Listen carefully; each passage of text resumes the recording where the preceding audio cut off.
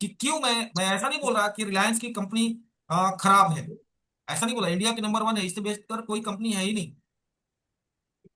बात समझ रहे हो सर? इससे बेहतर तो कोई हमारे इंडिया कंपनी में है ही नहीं।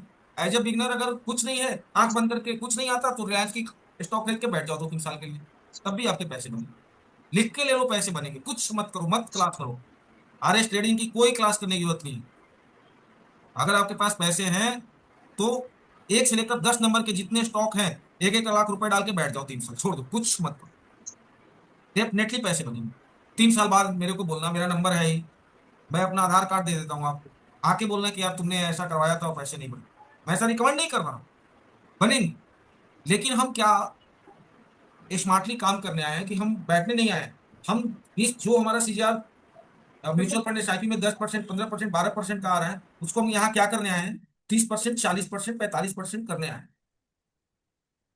बराबर। हम इसके लिए यहाँ समय दे रहे हैं। समझ रहे हो आप बात को?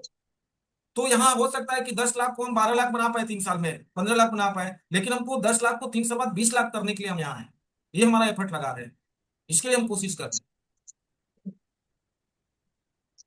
अब आइए, और ये चीज जो आपका कंसर्न है ना, 9.43 है तो लूं कि ना लूं, तो ये आगे जब 3 मंथ कोर्स आपका कंप्लीट होने को रहेगा, तब आप आरओसी देखना बंद कर दो। फिर कुछ और चीज आप नोटिस करो, आपका फिर यहाँ पर दिमाग जाना थोड़ा कम हो जाएगा। अभी एज अ बिगनर ये चीजें मैंने आपके दिमाग में डाला। क्लियर? कि कल के डेट में अगर आपको मैं बोलूं कि आप मेरे को 5 अच्छे स्टॉक निकाल के दो, तो आप इस बेसिस पर आरओसी और आरओई के बेसिस पे हमको बता सकते हो।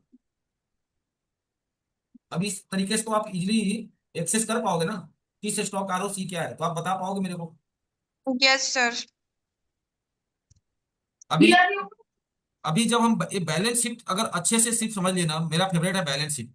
बैलेंस शीट को अगर अच्छे से समझ लिए, एक एक वर्डिंग, एक एक चीज को, तो आई होप कि आपको कहीं दिमाग लगाने की जरूरत नहीं पड़ेगा, फंडामेंटल एनालिसिस। चलो, आते हैं सबसे नीचे।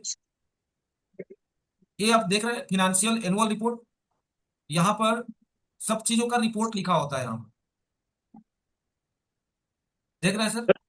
सेबी अपना जो है सारा चीज यहाँ पर, कंपनी क्या करता है, अपना रिपोर्ट सौंपता है एक्सचेंज को। हर क्वार्टरली रिजल्ट, हर 3-3 मंथ पे उनको अपना रिपोर्ट देना है। अभी आप ये समझना कि किसी भी कंपनी में एक दिन में कुछ होता है क्या? आपने ऐसा सुना है क्या कि किसी कंपनी में, न्यूज़पेपर में पढ़े होंगे कि किसी कंपनी ने 250 एम्प्लॉय को ले ऑफ कर दिया।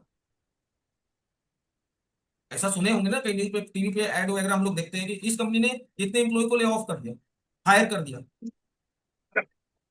तो सर उसके पीछे इंटेंट क्या है? ऐसा नहीं वो सडन आया और कहीं ने फायर कर दी, ऐसा नहीं कर। ये हमारे जैसे छोटे एम्प्लॉय अपने 8-10 लोग की जो टीम रखी है, वो लोग ऐसा करते हैं कि मेरे को ये एम्प्लॉय नहीं रखना, हटा दो इसको। मैं हम लोग भी आज के डेट में नहीं कर सकते, उसको नोटिस देना ही पड़ेगा। तो खैर बड़े कंपनियां, एमएनसी कंपनियां हैं। और अगर अच्छी कंपनी नहीं हो तो आप लिस्टेड हो नहीं सकते हो, स्टॉक मार्केट के ऐसे ऐसे क्लॉज है। समझ में आ रहा है सर?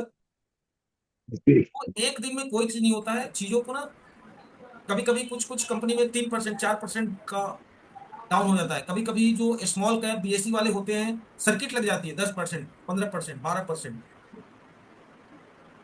तो हमको शुरुआत में ऐसे कंपनियों से बचना है, इधर हमको दिमाग नहीं लगाना है। पैसे बहुत कम लोग बना पाते हैं। दो चीज, हम ट्रेड कर रहे हैं स्मार्टली ट्रेड, हम स्विंग ट्रेडिंग के कॉन्सेप्ट समझ रहे हैं, सीख रहे हैं।